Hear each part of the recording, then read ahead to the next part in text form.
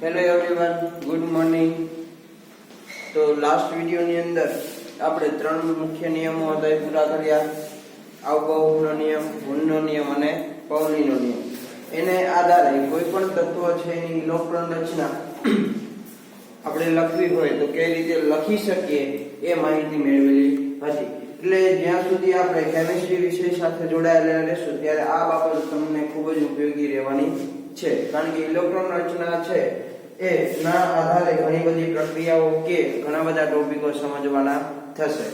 તો આ ત્રણેય નિયમ પ્રમાણે આપણે ઇલેક્ટ્રોન રચના છે એને આપણે ગોઠવવાની છે. અને આવભાવના નિયમ પ્રમાણે આપણે કઈ કક્ષકને પહેલા લખશું એટલે 1s 2s 2p 3s 3p 3d આ કક્ષકોની માહિતી આપણે મેળવશું.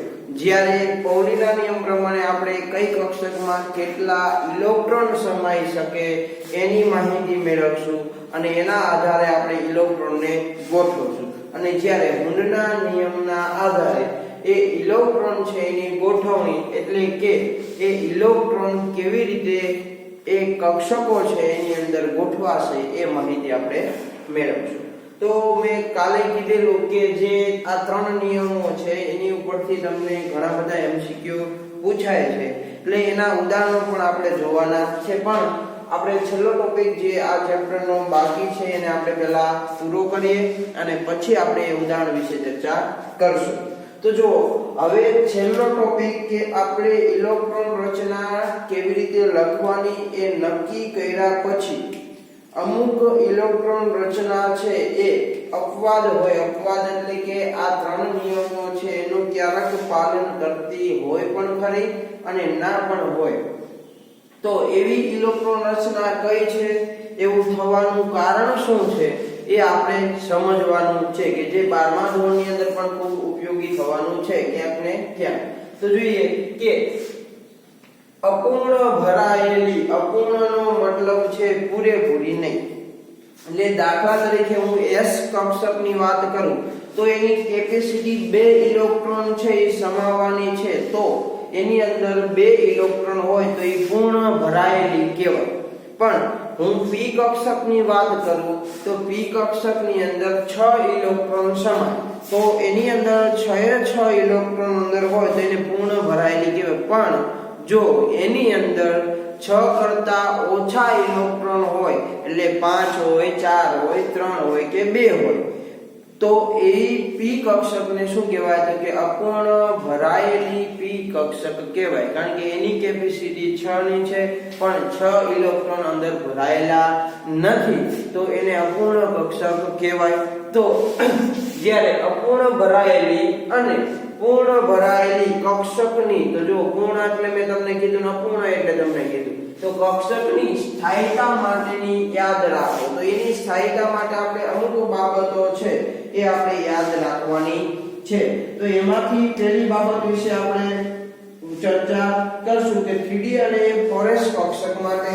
તો જો આપણે અત્યાર સુધી આવભાવના નિયમ પ્રમાણે ભણ્યા એમાં 3D અને પહેલું જે અપવાદ આપણને જોવા મળ્યું એ 3D અને 4s કક્ષક માટે આપણે જોયું.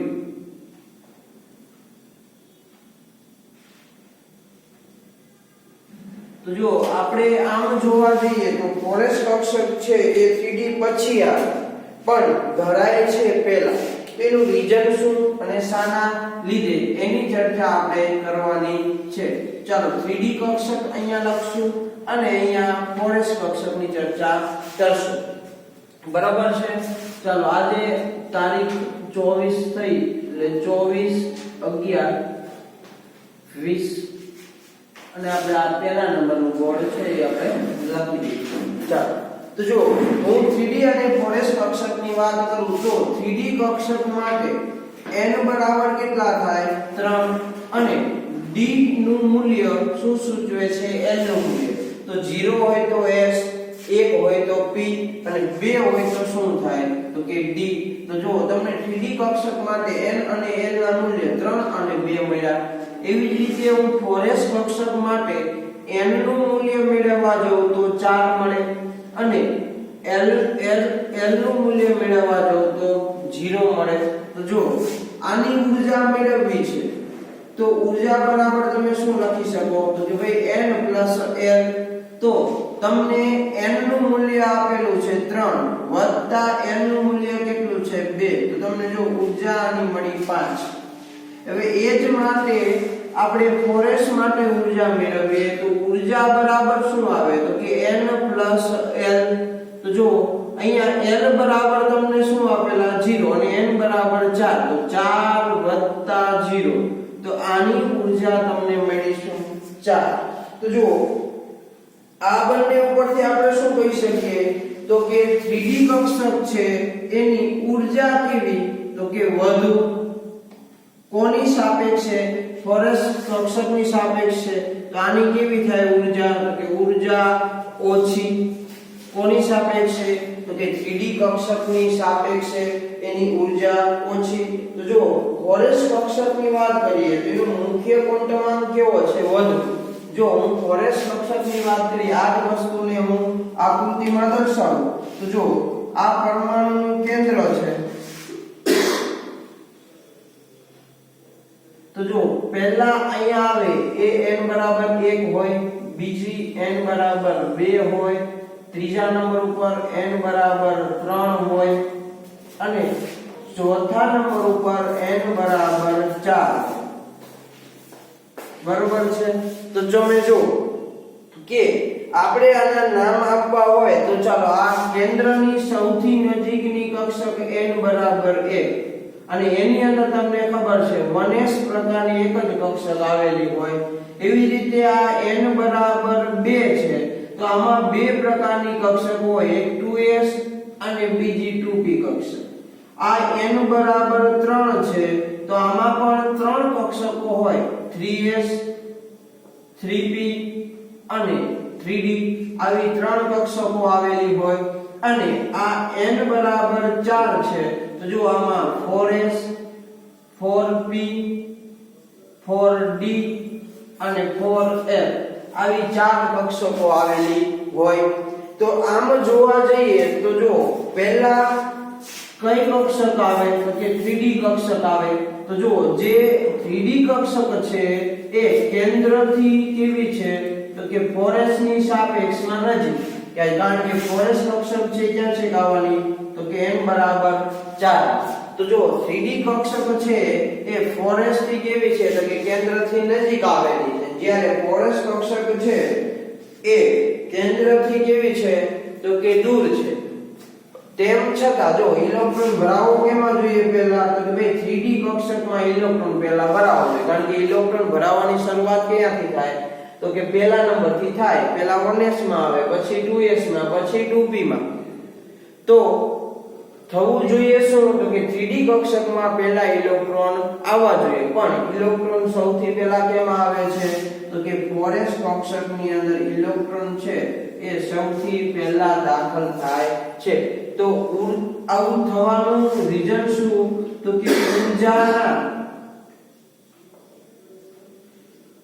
તફાવતને આધારે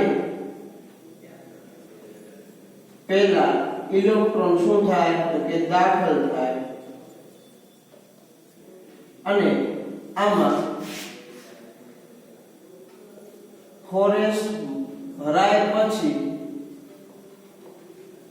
ઇલેક્ટ્રોન શું થાય તો કે દાખલ થાય અને આ કેના લીધે થાય તો આઉટ-બાઉટના નિયમના લીધે થાય છે એટલે કે આપણે આના દ્વારા એવું કહી શકીએ કે ભાઈ 3D કક્ષકની ઊર્જા એ 4s કક્ષકની ઊર્જા કરતાં કેવી છે વધુ એટલે પરિણામે 3D કક્ષકમાં પછી ઇલેક્ટ્રોન ભરાશે પહેલા કેમાં ભરાશે 4s કક્ષકની અંદર ભરાશે તો આપણે આખા આવર્ત કોષ્ટકની અંદર જોઈએ તો આખા આવર્ત કોષ્ટકની અંદર જો ઇલેક્ટ્રોન રચના લખવા જાવ તો આ પ્રમાણે ઇલેક્ટ્રોન રચના રહે કે ભાઈ પહેલા ઇલેક્ટ્રોન ક્યારે પણ દાખલ કરવાનો થાય તો પહેલા 4s કક્ષકની અંદર ઇલેક્ટ્રોન આવે પછી ઇલેક્ટ્રોન તેની અંદર જાય 3D કક્ષકની અંદર દાખલ થાય છે પરંતુ અમુક તત્વો છે એની ઇલેક્ટ્રોન રચનાને લીધે જો આવું થવાનું રીઝન શું તો કે આઉટ-બાઉટના નિયમના લીધે કે ભાઈ આઉટ-બાઉટના નિયમ પ્રમાણેની વાત થયેલી તો કે ઓછી ઉર્જા ધરાવતી કક્ષકની અંદર પહેલા ઇલેક્ટ્રોન દાખલ થાય એટલા માટે ફોરેસ કક્ષક છે એ કેન્દ્રથી દૂર હોવા છતાં પણ પહેલા ઇલેક્ટ્રોન કેમાં દાખલ થાય છે તો કે ભાઈ ફોરેસ કક્ષકની અંદર દાખલ થાય છે પછી જ ઇલેક્ટ્રોન છે એ કેમાં દાખલ થાય તો કે 3D કક્ષકની અંદર દાખલ થાય છે તો અમુક તત્વો છે એની ઇલેક્ટ્રોન રચનાની વાત કરીએ તો એની અંદર આવું બનતું નથી અને આવું કેમ નથી બનતું એના વિશેની આપણે હવે ચર્ચા કરવાની છે તો જો ક્રોમિયમ અને કોપર માટે આ બંને અપવાદ છે એટલે ક્રોમિયમ જેને આપણે Cr વડે દર્શાવીએ છીએ અને કોપર માટે એટલે જે કોપરને આપણે Cu વડે દર્શાવીએ છીએ માટે યાદ રાખો તો જો તમને ઘણી બધી વખત MCQ ની અંદર અથવા વન લાઇનર પ્રશ્ન છે એની અંદર તમને કોઈ પણ તત્વ છે એની ઇલેક્ટ્રોન રચના પૂછવામાં આવે હજી આપણે S વિભાગના તત્વો P વિભાગના તત્વો આવા ચેપ્ટરો પાછળ છે હજી ભણ્યા નથી તો ત્યારે તમને ઇલેક્ટ્રોન રચના પૂછવામાં આવે જેને લોકોને આઉબાઉ પૌલી અને હુનનો નિયમ આવડતો હોય એ સરળતાથી ફક્ત એ તત્વનો પરમાણુ ક્રમાંક યાદ હોય તો તમે સરળતાથી એની ઇલેક્ટ્રોન રચના લખી શકો છો બાકી ગોખે તમને ઇલેક્ટ્રોન રચના ક્યારેય યાદ રહે નહીં એટલે આપણે એ નિયમ 3 છે એના આધારે જ ઇલેક્ટ્રોન રચના લખવાની છે એને એ નિયમ પ્રમાણે તમે લખશો તો ઇલેક્ટ્રોન રચના સાચી પણ મળવાની છે પરંતુ યાદ શું રાખવાનું છે તો કે આવી જે અપવાદ ઇલેક્ટ્રોન રચના છે અને તમને વારંવાર જો પૂછવામાં આવતી હોય તો એ અપવાદ ઇલેક્ટ્રોન રચના છે કારણ કે સાદી સિમ્પલ બધાને આવડે જેને હુનનો નિયમની 3 નિયમ આવડતા હોય તો બાકી તો ન આવડે બરાબર તો એ 3 નિયમો આવડતા તો સાદી બધાને આવડવાની પણ જે આવી અપવાદ રૂપ ઇલેક્ટ્રોન રચનાઓ છે એમાં ક્યાંક ને ક્યાંક તમે લોકો સાદી ઇલેક્ટ્રોન રચના પ્રમાણે તમે લખી નાખશો તો એવી ભૂલ થવાની શક્યતા રહે એટલા માટે તમને આવી અપવાદ ઇલેક્ટ્રોન રચનાઓ છે એ પૂછે છે તો એ ઇલેક્ટ્રોન રચના સમજતા પહેલા અમુક બાબતો છે એ આપણે સમજવી જરૂરી છે તો ડી પ્રકારની કક્ષકમાં વાત કરીએ તો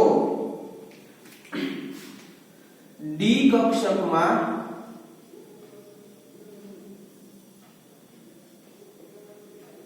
પાંચ શું આવેલું હોય કે પેટા કક્ષક આવેલી હોય અને એ કઈ પેટા કક્ષકો તો એ તમને ખબર જ છે અને એના આકાર પણ આપણે આગળ ભણી ગયેલા છીએ તો તથા તેમાં હવે 5 પેટા કક્ષકો આવેલી હોય તો એક કક્ષકમાં વધુ કેટલા ઇલેક્ટ્રોન સમાય તો કે 2 ઇલેક્ટ્રોન તો કુલ કેટલા ઇલેક્ટ્રોન તો આપણે લાસ્ટ હજી હમણે જ જોયેલું ગયા વિડિયોની અંદર કે પૌલીના નિયમ આધારે કેટલી પેટા કક્ષકો એટલે કે કેટલી કક્ષકો મળે અને સામે એમાં કેટલા ઇલેક્ટ્રોન સમાય તથા તેમાં 10 ઇલેક્ટ્રોન શું થાય તો કે સમાય છે અથવા આવેલા હોય છે તો હવે આની વાત કરીએ કે જ્યારે ડી કક્ષકો છે એ અર્ધપૂર્ણ ભરાયેલી હોય જો આ ખાસ યાદ રાખવાનું છે ઘણી બધી જગ્યાએ 12માં તમારે એનો ઉપયોગ કરવાનો થશે કે જ્યારે ડી કક્ષક અર્ધપૂર્ણ ભરાયેલી હોય છે ડી કક્ષક જ્યારે અર્ધપૂર્ણ એટલે હોવા જોઈએ કેટલા તો કે 10 ઇલેક્ટ્રોન હોવા જોઈએ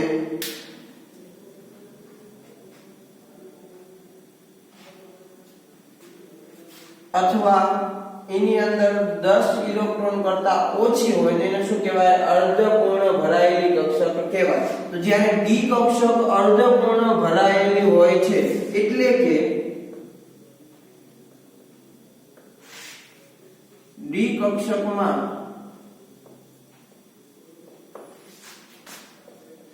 5 ઇલેક્ટ્રોન એટલે કે D5 આપણે વાત કરીએ હોય અથવા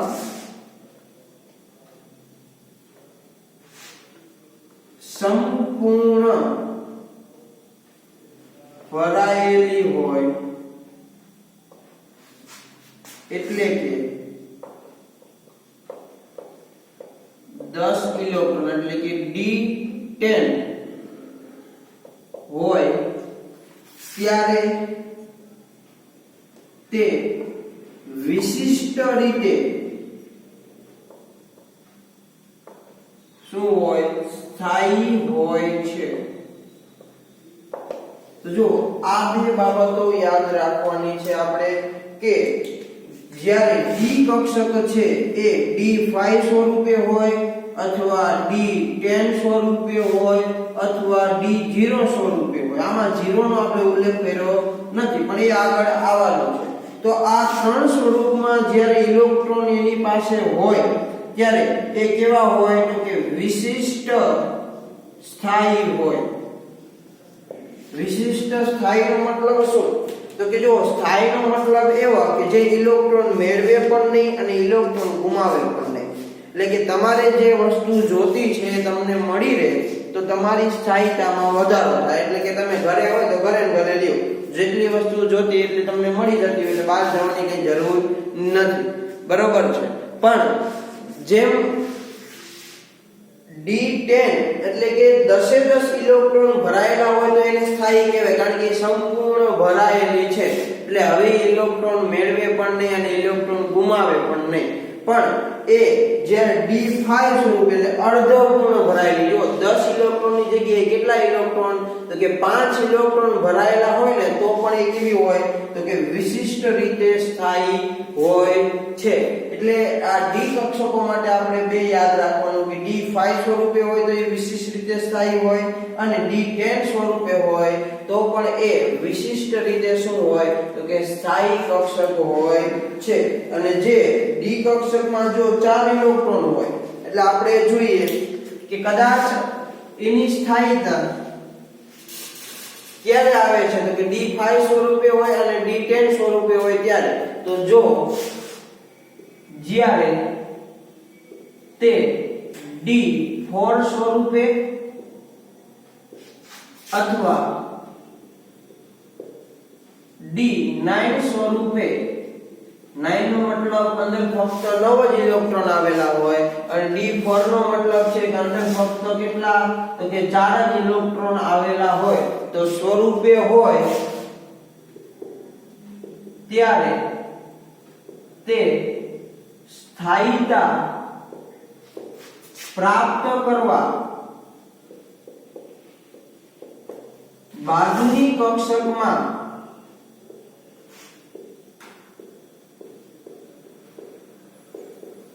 રહેલો અથવા રહેલા ઇલેક્ટ્રોન મેળવીને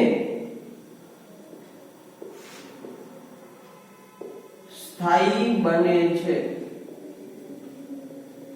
તો જો એ જે D4 સ્વરૂપે અથવા D9 સ્વરૂપે હોય તો એ શું કરે તો કે એની બાજુમાં જે કક્ષક રહેલી છે એ કક્ષક પાસેથી એક ઇલેક્ટ્રોન મેળવી અને શું બને તો કે સ્થાયી બને છે। તો આપણે એ ક્રોમિયમ અને કોપરના ઉદાહરણ દ્વારા સમજીએ કે ભાઈ ક્રોમિયમ અને કોપરની અંદર આવા પ્રકારની ઇલેક્ટ્રોન રચના થાય।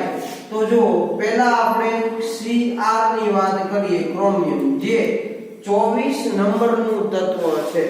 તો કોપર 24 નંબરનું Cr એટલે ક્રોમિયમ, તો એની ઇલેક્ટ્રોન રચના લખવા જઈએ તો એની ઇલેક્ટ્રોન રચના આવી થાય કે Ar એટલે આર્ગોન કમ્પ્લેટ। ચાલો 3d અને 4s આ બે પ્રકારની કક્ષકો આવે। તો જો 4s ની અંદર 2 ઇલેક્ટ્રોન અને 3d ની અંદર કેટલા તો કે ભાઈ 4 ઇલેક્ટ્રોન હોય। આ ઇલેક્ટ્રોન રચના કોના આધારે છે તો કે આઉટબાઉન્ડ ના નિયમના આધારે। એટલે હું જો તમને આ જ વસ્તુ આવી રીતે દર્શાવું કે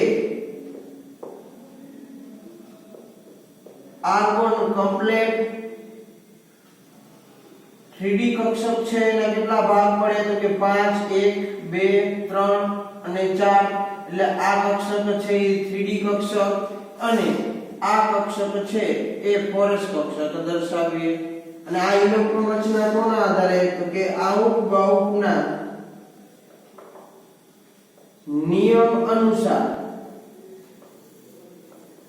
તમે લખવા જાઓ તો આવા પ્રકારની ઇલેક્ટ્રોન રચના થાય ચાલો આમાં કેટલા ઇલેક્ટ્રોન તો ભાઈ 4 ઇલેક્ટ્રોન છે તો બધાયમાં આપણે હુનના નિયમ પ્રમાણે બધાયમાં કેવા આવવા જોઈએ એક એક ઇલેક્ટ્રોન પહેલા ગોઠવે પછી શું થાય યુગ્મીકરણ ચાલો ફોરેસ કક્ષકની અંદર કેટલા ઇલેક્ટ્રોન તો કે 2 ઇલેક્ટ્રોન છે આઉટ-બાઉટના નિયમ પ્રમાણે થાય પરંતુ તમે જુઓ કે જ્યારે ડી કક્ષક છે એમાં આ એક જગ્યા છે એ ખાલી છે અને આપણે વાત શું કરી કે જ્યારે એ d5 સ્વરૂપે હોય ત્યારે વિશિષ્ટ રીતે શું થાય સ્થાયી બને એટલે અહીંયા જો વાત કરી કે જ્યારે એ d4 સ્વરૂપે હોય અથવા d9 સ્વરૂપે હોય ત્યારે એ બાજુની કક્ષકમાંથી એક ઇલેક્ટ્રોન મેળવી અને શું બને સ્થાયી બને છે એટલે આ એના જેવી વાત થઈ કે તમારી પાસે 10 વસ્તુ કંઈક છે એ 10 વસ્તુ પૂરી થાય એટલે તમે કેવા થઈ જાવ સ્થાયી તો તમારી પાસે અત્યારે 10 વસ્તુ અથવા 5 વસ્તુ તમારી પાસે હોય તો તમે સ્થાયી થઈ જાવ પણ તમારી પાસે 4 વસ્તુ છે હવે તમારા બાજુવાળા પાસે ફક્ત 2 જ વસ્તુ છે તો જુઓ 2 ઓપ્શન રહે કે તમારી 4 વસ્તુ છે એમાંથી એને 3 વસ્તુ આપી દો તો એ કેવો થઈ જાય સ્થાયી એને પણ 5 વસ્તુની જરૂર છે પણ હવે કરશું શું તો કે આપણી પાસે વસ્તુ જાજી છે તો આપણે શું કરશું બાજુમાંથી એક વસ્તુ લઈ લેશું કારણ કે એને ઓલરેડી 2 જ હતી એક આપી દે તો એ તોય સ્થાયી થવાનો નથી કારણ કે એને 4 કોઈ આપવાનું નથી એટલે આ ડી કક્ષક શું કરશે તો કે બાજુમાં રહેલો જે કક્ષક છે એનો ઇલેક્ટ્રોન પોતે શું કરશે મેળવશે એટલે બાજુમાં રહેલા કક્ષકનો ઇલેક્ટ્રોન મેળવે એટલે ક્રોમિયમની ઇલેક્ટ્રોન રચના આવી કંઈક થાય કે આર્ગોન કમ્પ્લેટ હવે જુઓ 3D કક્ષક હતી એ 3D કક્ષકના કેટલા ભાગ હતા તો કે 5 ભાગ હતા અને ફોરેસ કક્ષક હતી 4 તો જો અહીંયા 2 ઇલેક્ટ્રોન હતા એમાંથી એક ઇલેક્ટ્રોન કોણે લીધો તો કે 3D કક્ષક એટલે જો અહીંયા એક ઇલેક્ટ્રોન અહીંયા એક ઇલેક્ટ્રોન અહીંયા એક ઇલેક્ટ્રોન અહીંયા અને એક ઇલેક્ટ્રોન અહીંયા તો જો હવે આ 3D કક્ષકની ઇલેક્ટ્રોન રચના શું થઈ તો કે 3d4 હતી એની જગ્યાએ શું થઈ ગઈ 3d5 તો આ ઇલેક્ટ્રોન રચના છે એની કરતા આ ઇલેક્ટ્રોન રચના આપણે લખીએ કે યાર 3d5 4s1 આવું જોઈએ 4s2 આઉટ-બાઉટના નિયમ પ્રમાણે પણ એની કરતા આ ઇલેક્ટ્રોન રચનાની સ્થાયીતા કેવી છે વધુ કારણ કે ડી કક્ષકમાં 5 ઇલેક્ટ્રોન આવ્યા એટલે અર્ધપૂર્ણ ભરાયેલી છે એટલે વિશિષ્ટ રીતે કેવી કહેવાય સ્થાયી કહેવાય એટલે તમારી સાચી ઇલેક્ટ્રોન રચના જો સાચી ઇલેક્ટ્રોન રચના કેવી રીતે લખાય તો જે આપણે નીચે લખી છે કે Ar3d5 4s1 રીઝન શું તો કે ડી કક્ષકમાં 4 ઇલેક્ટ્રોન હતા એટલે એને બાજુમાંથી એક ઇલેક્ટ્રોન મેળવ્યો એટલે વિશિષ્ટ રીતે સ્થાયી બન્યો પરિણામે આ ઇલેક્ટ્રોન રચના કરતા આ ઇલેક્ટ્રોન રચના વધુ સ્થાયી છે એટલે ક્રોમિયમની ઇલેક્ટ્રોન રચના છે કઈ થાય તો કે 3d5 4s1 જેમાં આઉટ-બાઉટના નિયમનું પાલન થતું નથી એટલે કદાચ MCQ માં તમને પૂછી શકે કે નીચે આપેલા કયા તત્વોની ઇલેક્ટ્રોન રચનામાં આઉટ-બાઉટના નિયમનું પાલન થતું નથી તો કયા તત્વની આવે તો કે ઓપ્શનની અંદર તમને કયા તત્વો આપ્યા છે એની ઉપર આધાર રાખે ક્રોમિયમ તો કે આ ક્રોમિયમમાં આઉટ-બાઉટના નિયમનું પાલન થતું નથી તો એવી ઉદાહરણ આપણે કોપર માટે જોવાનું છે બોર્ડ નંબર 3 ની અંદર તો એવું ઉદાહરણ આપણે કોપર માટે જોઈએ આ જે ઇલેક્ટ્રોન રચના છે એ કેવી કહેવાય તો કે અપવાદ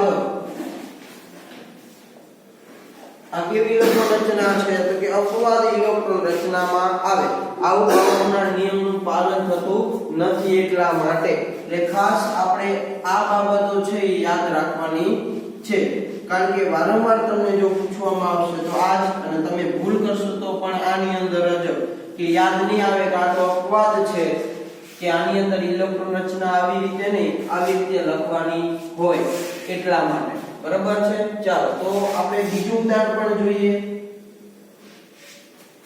કે જ્યારે 3d4 હોય ત્યારે શું થયું તો કે બાજુની કક્ષકમાંથી એક ઇલેક્ટ્રોન મેળવ્યો અને શું બની ગયા 3d5 એટલે વિશિષ્ટ રીતે સ્થાયી બની.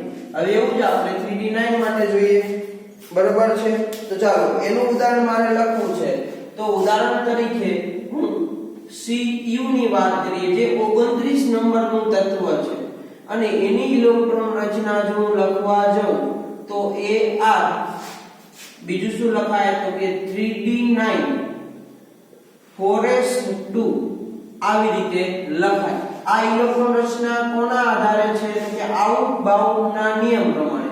એટલે આ જ વસ્તુને હું આવી રીતે લખી દઉં છું કે ભાઈ Ar ચાલો 3d9 છે એટલે d કક્ષકની અંદર 9 ઇલેક્ટ્રોન ભરાયેલા છે. તો d કક્ષકને આપણે પહેલા દોરી દઈએ. ચાલો આ 3d કક્ષક, આ 4s કક્ષક, કેટલા ઇલેક્ટ્રોન તો કે ભાઈ 9 ઇલેક્ટ્રોન સમાયેલા છે. તો એને આપણે આવી રીતે ગોઠવી દઈએ 9 ઇલેક્ટ્રોન. બરાબર છે. ચાલો અને 4s ની અંદર 4s2 છે એટલે 2 ઇલેક્ટ્રોન ગોઠવાયેલા છે. તો આ ઇલેક્ટ્રોન રચના લખી કોના આધારે છે તો કે આઉટ-બાઉન્ડના નિયમ પ્રમાણે.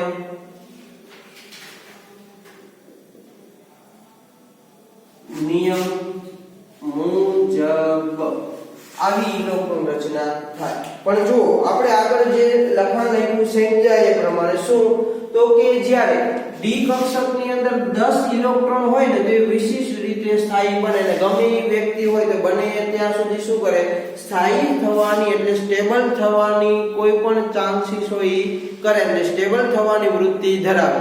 એટલે આ d કક્ષક છે એ બાજુમાં રહેલા 4s નો એક ઇલેક્ટ્રોન શું કરશે મેળવશે.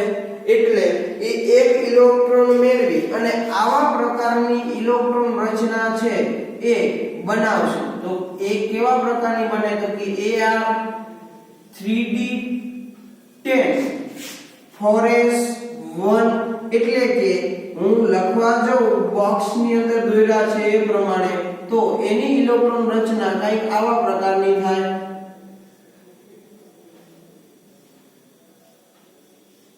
ચાલો જો આ 3d કક્ષક, આ 4s કક્ષક, તો જો બે ઇલેક્ટ્રોન હતા એમાંથી એક ઇલેક્ટ્રોન ક્યાં આવી ગયો 3d કક્ષકમાં.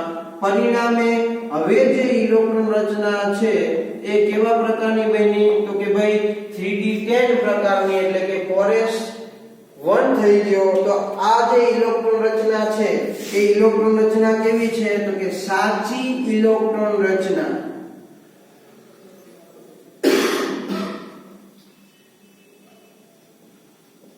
એટલે આ ઇલેક્ટ્રોન રચના છે એ જ્યારે કોપરની ઇલેક્ટ્રોન રચના લખવામાં આવે ત્યારે આ પ્રકારની ઇલેક્ટ્રોન રચના લખવાની થાય કે 3d10 અથવા 4s1.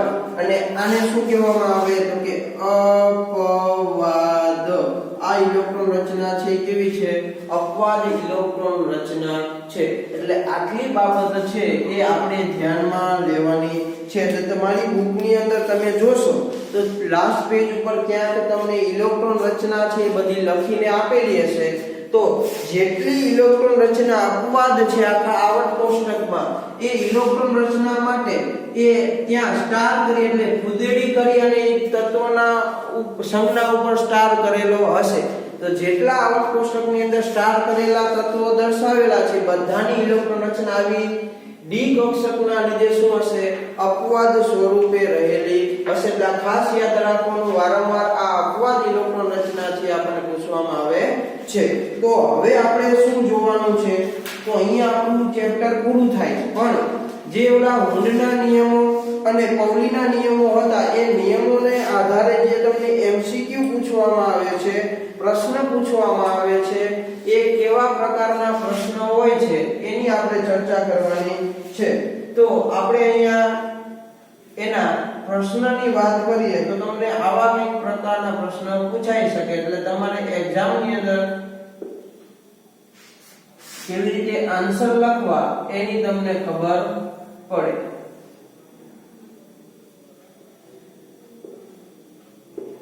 ચાલો હું થોડીક વાર અહીંયા લખું છું, એટલી વાર તમારે શું કરવાનું છે, તો જે મેં દર્શાવ્યું છે એમાં 3 નિયમો ભણ્યા, હુન્ડ, પૌલી અને આઉટબાઉન્ડનો નિયમ. તો કયા નિયમનું પાલન થતું નથી અને કયા નિયમનું પાલન થાય છે એ તમારે શું કરવાનું છે, વિચારીને રાખવાનું છે.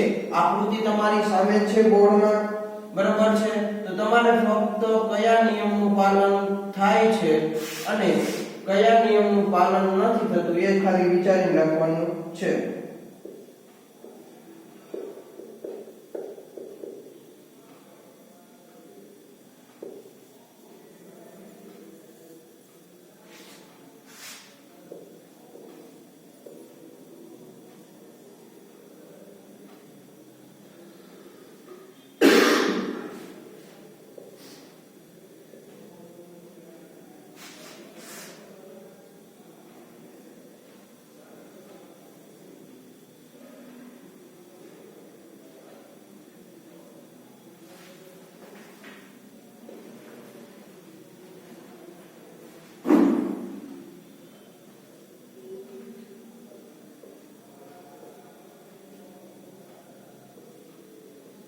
કયા તત્વની ઇલેક્ટ્રોન રચના છે એને આપણે કઈ લેવા દેવા નથી. આપણે તો ફક્ત કયા નિયમનું પાલન થાય છે અને કયા નિયમનું પાલન થતું નથી એ જ ધ્યાનમાં લેવાનું છે.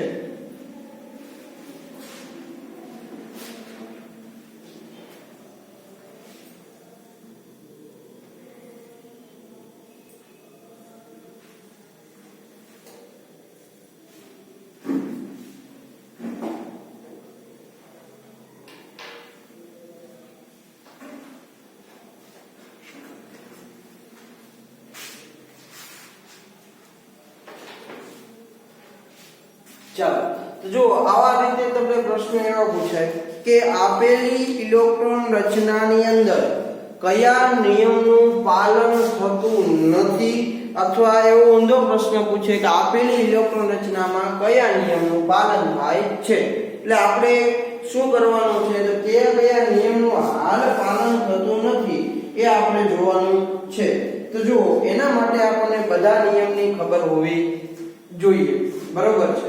તો જો આઉટબાઉન્ડના નિયમ માટે આપણે શું ભણ્યા, તો કે આઉટબાઉન્ડના નિયમ માટે આપણે એવું ભણ્યા છીએ કે હંમેશા ઓછી ઉર્જા ધરાવતી કક્ષક છે એ કક્ષકની અંદર ઇલેક્ટ્રોન સૌ પહેલા દાખલ થાય, પછી જ એની પછી ઊંચી ઉર્જા ધરાવતી કક્ષકની અંદર ઇલેક્ટ્રોન દાખલ થાય. તો આ નિયમનું પાલન થાય છે કે નહીં એ આપણે ધ્યાનમાં લેવાનું છે, બરાબર છે. ઓકે, હવે બીજી કઈ બાબત પૌલીના નિયમની અંદર આપણે શીખા, તો પૌલીના નિયમની અંદર આપણે એવી બાબત શીખા કે હંમેશા કોઈ પણ કક્ષકની અંદર વધુમાં વધુ કેટલા ઇલેક્ટ્રોન સમાઈ શકે, તો કે વધુમાં વધુ 2 ઇલેક્ટ્રોન સમાઈ શકે. 2 થી વધારે ક્યારેય ઇલેક્ટ્રોન એ કક્ષકની અંદર સમાઈ શકે નહીં, બરાબર છે.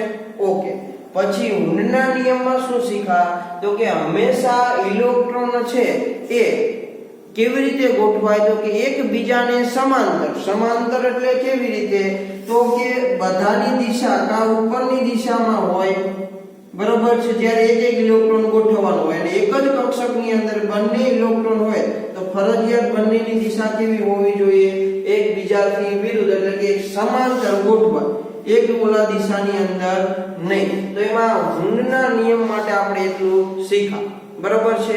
અને હુન્ડના નિયમ માટે બીજી એ બાબતો યાદ રાખવાની કે હંમેશા ઇલેક્ટ્રોન છે એ બધી જ કક્ષકમાં પહેલા એક એક ગોઠવાય, પછી જ એનું યુગ્મીકરણ થાય, એટલે પ્રસાદી બધાને એકવાર મળે પછી જ બીજી વાર આપવાનું. બરાબર છે. આવું ઓહમના નિયમની અંદર આપણે શીખાતા. બરાબર છે. તો હવે આપણે એ પ્રમાણે શું કરવાનું છે, આગળ વધવાનું છે.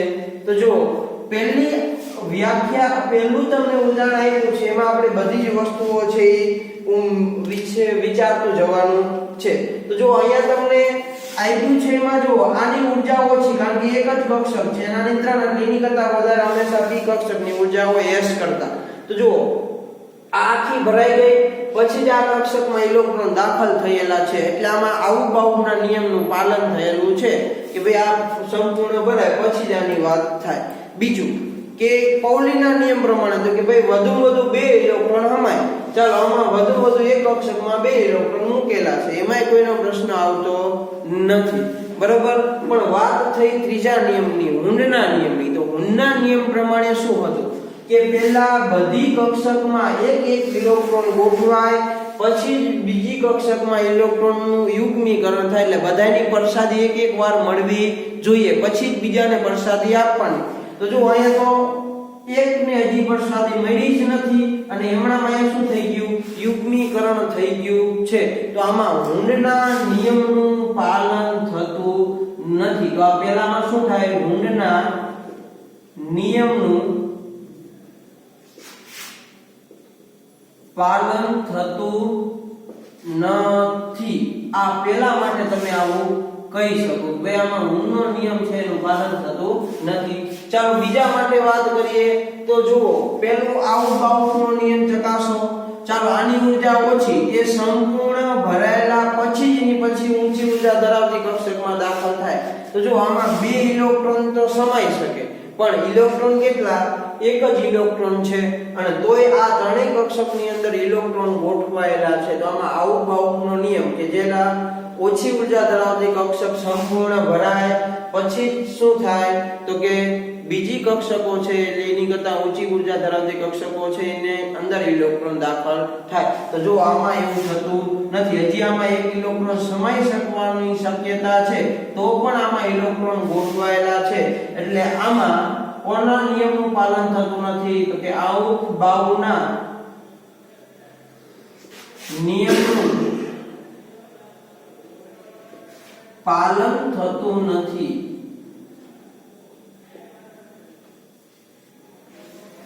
બરોબર છે.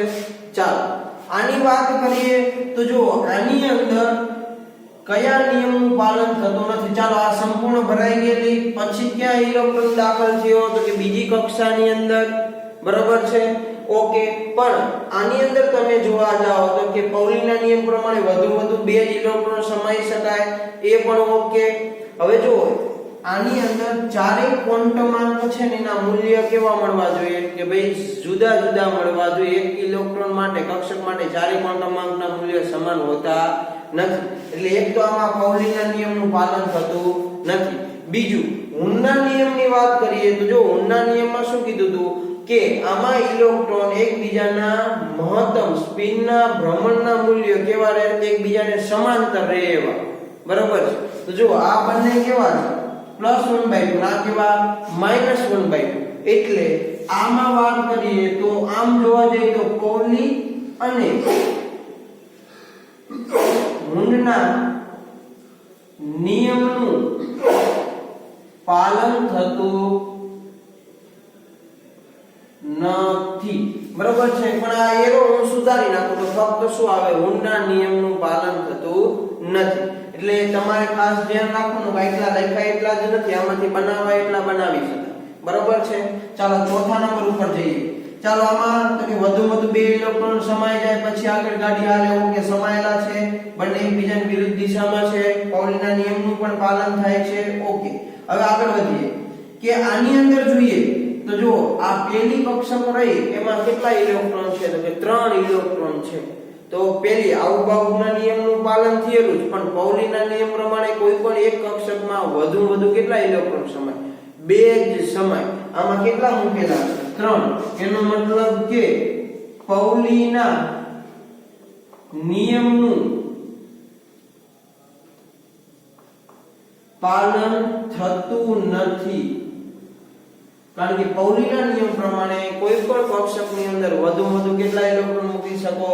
2 જ ઇલેક્ટ્રોન મૂકી શકો છો. ચાલો ત્રીજા નંબરનું જોઈએ. તો ચાલો પહેલા કક્ષક ભરાઈ જવી જોઈએ. ઓછામાં ઓછા વધુમાં વધુ 2 જ ઇલેક્ટ્રોન સમાઈ શકે. ઓકે, એ ભરાયા પછીની કક્ષકમાં ઇલેક્ટ્રોન દાખલ થયેલો છે. બીજું તો કે ભાઈ વધુમાં વધુ 2 જ ઇલેક્ટ્રોન. ઓકે, વધુમાં વધુ 2 જ સમાયેલા, કારણ કે એક ઇલેક્ટ્રોન છે એટલે આવતો નથી. પૌલીના નિયમનું પાલન થાય. ચાલો હુનના નિયમને ચેક કરીએ. તો જો આ બંનેના સ્પિનના મૂલ્ય એકબીજાને સમાંતર રહે એવી રીતે જ ગોઠવાયેલા. બીજું બધાયમાં પહેલા એક ઇલેક્ટ્રોન જ ગોઠવાયેલો હોવો જોઈએ. ચાલો બધાયમાં એક જ ઇલેક્ટ્રોન ગોઠવાયેલો છે. જરૂરી નથી કે ફરજિયાત પહેલા ખાનામાં જ પહેલા ઇલેક્ટ્રોન દર્શાવો. મેં શું કીધું? બધાયની ઊર્જા કેવી સમાન, તમને મજા આવે ખાનામાં મૂકી શકો. બરાબર છે.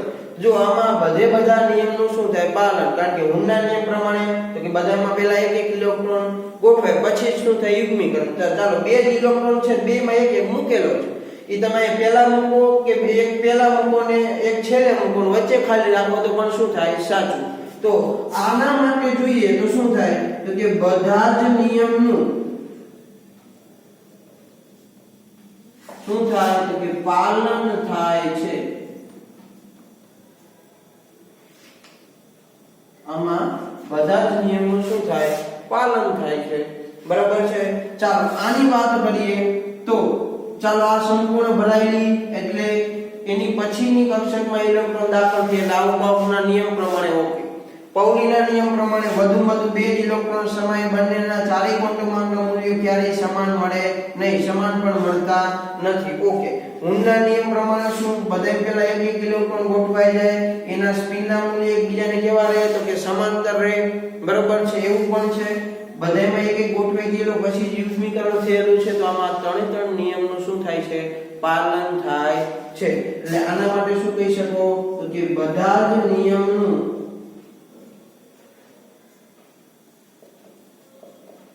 પાલન થાય છે. જો આવી રીતે તમને હુનના નિયમ, પૌલી અને આઉબાઉના નિયમ પરથી તમને ઢગલાબંધ પ્રશ્ન પૂછી શકે છે. તો જો અહીંયા આપણું ચેપ્ટર છે એ પૂરું થાય છે. આ ચેપ્ટરમાં કોઈ પણ ડિફિકલ્ટી રહી ગઈ હોય, એકાદા પ્રશ્ન ન સમજાણા હોય, બરાબર છે, તો તમે પર્સનલી પૂછી શકો છો. હવે સ્વાધ્યાયના દાખલા છે એ આપણે જ્યારે રૂબરૂ મળશું એટલે કે JEE નીટ વખતે મળશું ત્યારે આપણે સ્વાધ્યાયના દાખલા છે એમાં જે અમુક અઘરા દાખલા છે જે કદાચ તમારાથી નહીં થઈ શકે એવા હોય તો એ આપણે દાખલા ગણશું.